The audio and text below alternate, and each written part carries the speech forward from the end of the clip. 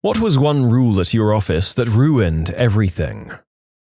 I worked for a place that did RMA repairs on PCs. Most of our clients were businesses like hospitals and factories. Anyway, as I was touring the workshop during my orientation, the guy taking me around took me to the QA department. Once all builds or repairs were made, they were sent to the QA department for a final inspection before going out to the customer. The guy jokingly said, "We used to pay the QI guys bonuses for every mistake they found on the build." I started laughing. The only problem was it wasn't a joke. They actually paid bonuses to the QA people who found mistakes on builds. For anyone not familiar with the internal workings of a PC, it could take less than 3 seconds to completely render a computer inoperable. Hell, you could loosen a connection just by inspecting it. Luckily, that policy ended before I was hired. I mean, can you imagine giving someone a bonus for finding screw-ups when it would take almost no effort to make a screw-up and then claim you found it?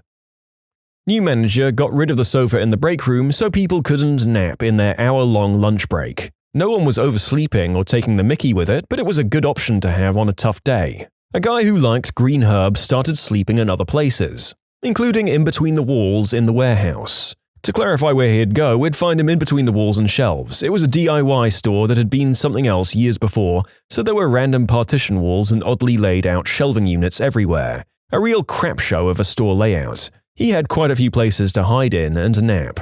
That's when we started losing him and couldn't find him as he'd go into a deeper sleep and was less likely to be disturbed. He didn't lose his job somehow. That place had a hard time hiring. We got a new manager for our office. She was an outside hire and was trying to prove herself quickly, and she was obsessed with efficiency. So her first week here, she sent us out this very rudely worded email about employees eating at our desks. We have a very small break area, 4 tables, and we have about 300 employees here, and that we all had to stop eating at our desks because it was not efficient to eat and try to work at the same time.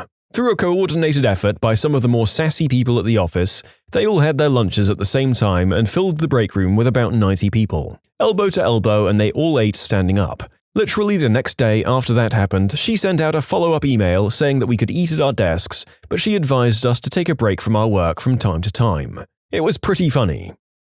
Good old malicious compliance. There's nothing like it. Whether it's sticking it to obnoxious customers or your superiors, it brings me such joy. At a former job, software development, there was a foosball table. People would play reasonably often, but just one game to take a break. One day, management came down to the software engineering floor and saw people playing foosball in the middle of the afternoon. They declared no foosball until 4:30 p.m. That ended up making it so that everybody knew when there would be other people wanting to play foosball, so it was much easier to find somebody willing to play and significantly increased the amount of foosball played at work. I'm a programmer. On a previous job, the developers and teams were measured by the number of feature requests that they completed. We figured out how to subdivide everything to blow it up into the maximum number of feature requests possible. A manager might request a new report. We set up separate feature tickets for Create Button, Make Button Blue, Make Button Respond when clicked, Implement Business Logic, Display Results in Grid, Allow sorting of grid, and so on. We'd subdivide a one-day task into 20 one-hour tasks. Our management loved it. Our team looked 20 times as productive despite deliberately slowing ourselves down with red tape. Ugh, so accurate it hurts. Especially the management loved it part. Malicious compliance mixed with scope creep.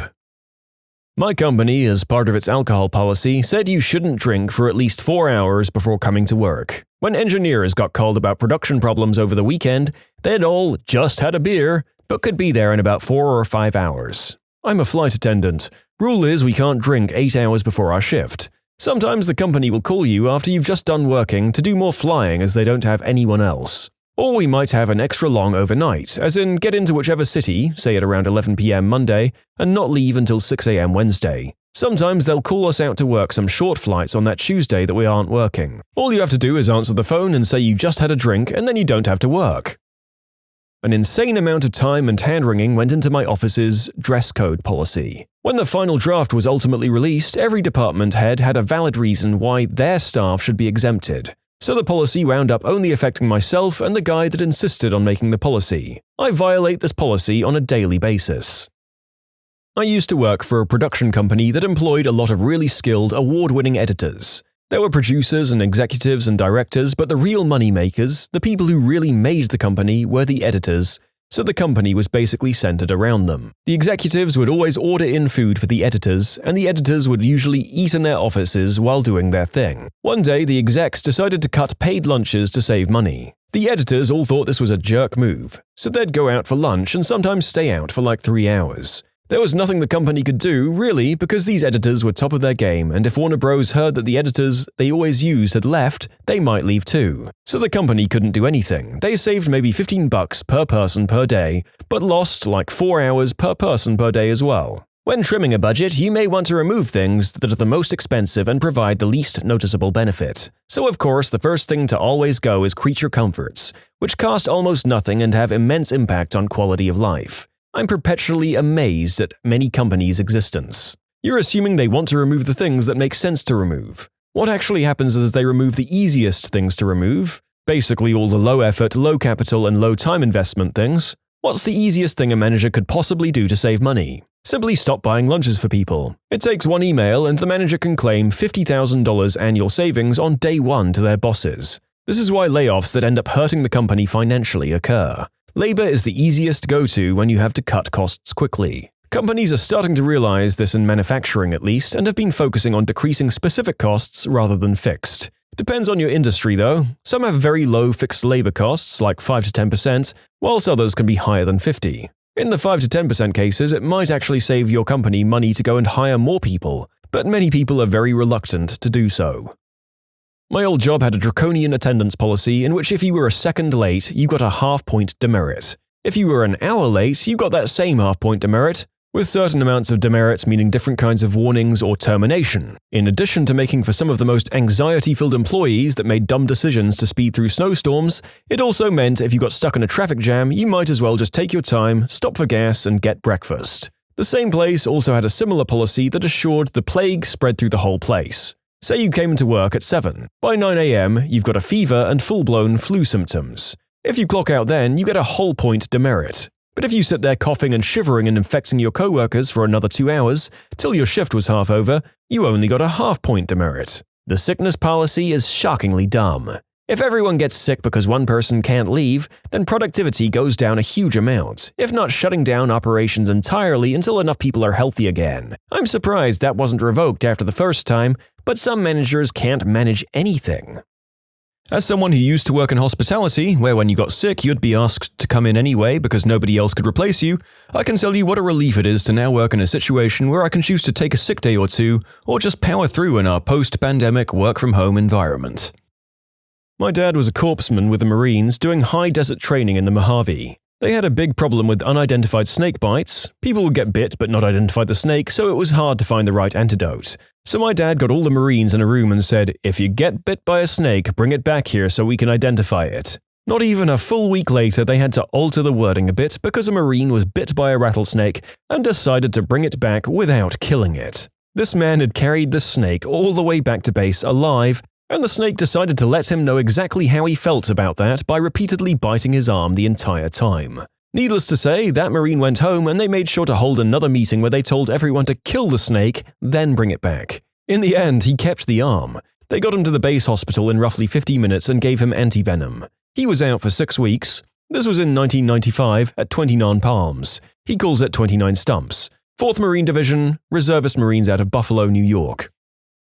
My work just recently tried to implement a new attendance policy that didn't last 24 hours. They changed it so that after 2 unexcused absences in a year, you were fired. An unexcused absence is any absence or tardiness. I think you were allowed 4 tardies. When you didn't give your boss more than 24 hours notice. Lock the doors on the HR person that came up with that. Add it to their one previous absence. Fire them, fix the policy, rehire them to teach them a lesson.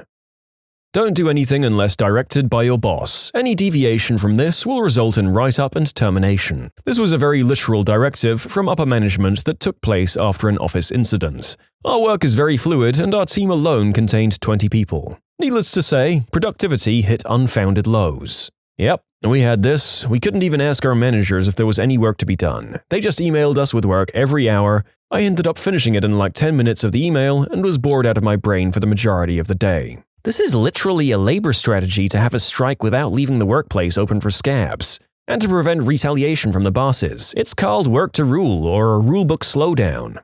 I work for a labor union representing airport catering workers, and this is a strategy we've used in the past with great success. The rules and procedures in place with the company and the unsafe, unsanitary rules the workers are expected to follow are two very different things. So we start implementing safety first days. The workers show up to work as normal and then spend the day following every company procedure to the letter. Productivity plummets, deadlines aren't met, and flights on major airlines leave without in-flight meals. The flyers get upset with the airline gets upset with the airport gets upset with the catering company, and the managers responsible for the poor working conditions are set directly in the crosshairs. It's been very effective.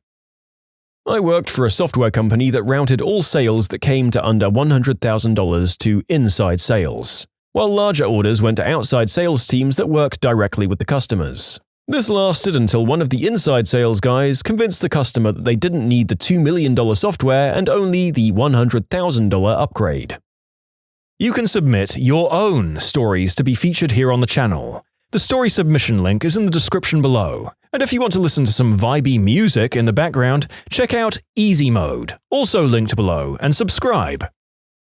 At one job, you could schedule vacation and give it back if your plans changed. One guy would take 2 weeks off, wait until the schedule was made for that month, then give it back. Since the schedule assumed he wasn't going to be there, he'd make up his own shifts since he was extra. This would lead to him working 11/7, showing up at 2, taking lunch, working from 4 to 6, and leaving early. He'd do this 3 or 4 times per year. My work used to have vacation and sick leave as 2 separate things. 2 years ago, they created new paid time off that merged sick leave and vacation, but everyone got the same amount of paid time off as their old vacation time. So tons of people just started coming to work sick so they wouldn't waste their vacation time. Now there are tons of people sick all of the time. Overtime is paid in free time instead of money. 3 people quit so far, more people planning to. No new hires to be found. It's probably just a matter of time before this shop closes down. My old job did something similar, but for every hour of work, you got 1 hour of paid leave, so it was better for new parents that could do extra work the days they could, and then get to leave for emergencies and still be paid. People disliked the idea at first until they found out they could work 4 days per week for only 2 hours of extra work per day. We started finding what we called Weekend Wednesday. That way we had a day off in the middle of the week and worked only 2 days in a row. I worked as a graphic designer, by the way, so as long as we were finished on deadline, the boss didn't care. Yep, working on the basis of finished objectives is a terrific way to motivate creative work. I speak from experience, and the better you understand the capacity of your workers, the more efficient objectives you can set. We created this thing called the safety bonus. It was one of 4 possible bonuses people could get. The original version of it said that anyone that was accident-free would get a bonus, so people stopped reporting their accidents. We had to rework it to an accident bonus causing property damage. We set up another safety award for those who filed their safety reports in a timely manner with clear print and full details. IT department changed how work is given out and time is accounted for. Had to fill out daily timesheets that accounted for every 15-minute section of time with a summary of what you've worked on. Anyone that needed IT help had to go through one person. The problem is that the one person giving out work had no clue who had what skills. The timesheets were a waste, we had to stop and report what we were working on. Classic micromanagement. Within months, the entire IT staff left except for one guy. Don't micromanage when the job market is full of other jobs. I worked at a company that blocked every single website except for the one that we used for work. They then hired a new cleaning lady who couldn't speak English. We tried to look up a Spanish to English dictionary, but it was all blocked. This was pre-smartphone as well, so basically she just hung out all day since nobody knew what to have her do or even where the supplies were kept. I work for a large telecom corporation. Corporate HR instituted a new mobile phone and tablet policy for its field techs, which basically stated no electronic devices are to be in the cab of our vehicles, not even if you're a passenger. When corporate HR sets the rules, they're followed. We even had local supervisors searching the trucks as we left the shop, so no biggie, we follow the rules. As time goes on, supervisors and dispatch get increasingly frustrated that they can't get a hold of their field techs. Go figure. This policy lasted dang near 6 months before they scrapped it. I've got to say, it was a glorious 6 months. So peaceful. I was stationed aboard the USS Harry S. Truman from 02 to 05. At one point during the deployment, the Capitan found a candy wrapper in a P-way. What's the obvious solution to finding trash? G-Dunk, snacks and sodas from vending machines were only to be consumed on the mess deck. Anyone caught eating candy anywhere else on the ship would be put on report. Now, it's not like we organized a boycott, but the only reason to buy something from the vending machines would be to eat it elsewhere. If you're going to eat on the mess deck, might as well hit a chow line. 3 days of zero sales from the machines, and the supply officer talked some sense into the captain. I work in a manufacturing facility and wanted my shop supervisors to be more engaging with the operators. The supervisors had a bad habit of paging operators to the blue room, their office, to answer questions. This is obviously not ideal because it pulls an operator off the line and it impacts our efficiency. I sat the supervisors down and explained to them the situation and made it clear I don't want them paging anyone to the blue room anymore. They all nodded their heads and seemed to be agreeing and understanding. Now they page operators to the supervisor office. Work added the option to clock in or out from a mobile app. It lasted maybe 2 weeks.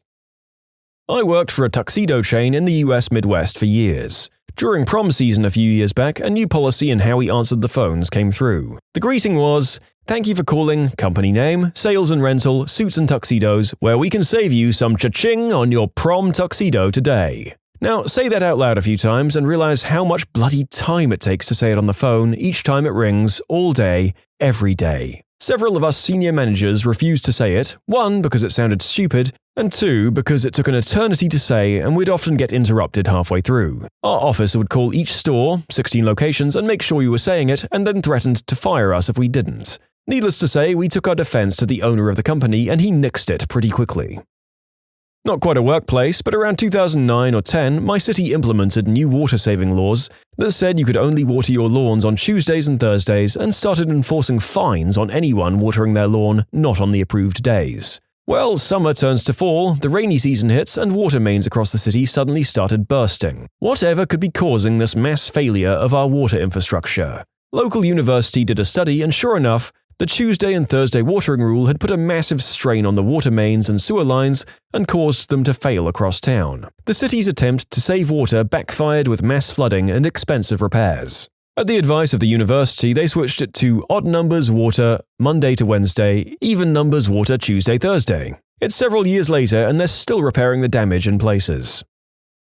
We had a new manager that decided everyone had to be in at 9 a.m. and couldn't understand why IT were allowed to come in late. So all came in at 9 a.m. and stopped working evenings and weekends, which meant customer-facing servers being out all weekend because we couldn't be around to fix them. That guy was an idiot though. He told our best salesman to his face he thought he was overpaid, so the salesman promptly resigned, which probably cost the company more than his annual salary in lost sales.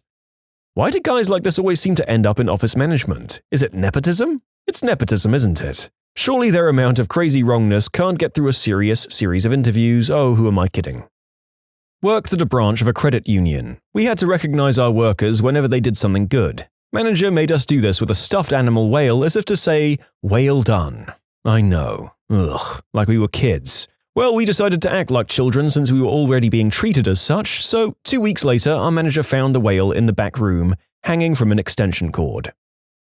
We have a policy here that any expenditure over $500 must be pre-approved via a series of forms explaining why the thing is needed, with no exceptions. The forms are fairly annoying to fill out, change all the time, and it takes the people who review them quite a while to actually approve or deny your spending. So we all do our damnedest to keep purchases under $500. It's common practice to take one big purchase and just split it into several smaller ones to save the effort of filling out the paperwork. Same money spent, no forms filed. The no exceptions part is also somewhat problematic since it snags routine stuff like printer toner and paper. So we have to waste time filling out the form and they have to waste time reviewing and approving it. I worked at a place that very generously gave us full pay if we missed more than 3 scheduled days in a row due to sickness. The end result was what we called 72-hour flu. Literally no one ever called in for 1 day or 2. If someone was out sick, you could count on seeing them in 3 days' time. As a bit of a background, at my job there are unionized field workers and non-union office workers. I'm one of the latter. Recently, the union guys got a new rule where they're allowed to leave 30 minutes early if they don't take a lunch break. This backfired in 2 ways. First, all of the union guys leave 30 minutes early. It wouldn't really be an issue if some of them stayed until the normal time, but now when something needs to get down during the last 30 minutes of our normal hours, it pretty much ends up being overtime for someone every time. Second, since the union guys don't come back to the building for lunch anymore to clock out, it's been a lot more annoying to coordinate tasks with them if you need them to do something else in the second half of the day. It's little stuff, but it's definitely impacted productivity. Ironically, they still take a lunch break, they just try to pass it off as one of their union-mandated 15-minute breaks. My office is next to the personnel director's, and I hear him have to chew someone out over this almost daily. It's like those guys don't realize that there's a GPS in their truck that shows they were at Taco Bell for 30 minutes. They banned the word triggered, so everyone started saying activated. Get air quality monitoring for any project involving asbestos material. The problem is that we have a lot of projects which involve only a few holes drilled to mount a piece of equipment, and there's already a simple and cheap method which we know negates the risk of asbestos getting released. Forcing us to do air monitoring effectively doubles the cost of those products. It didn't take them long for that policy to get reversed.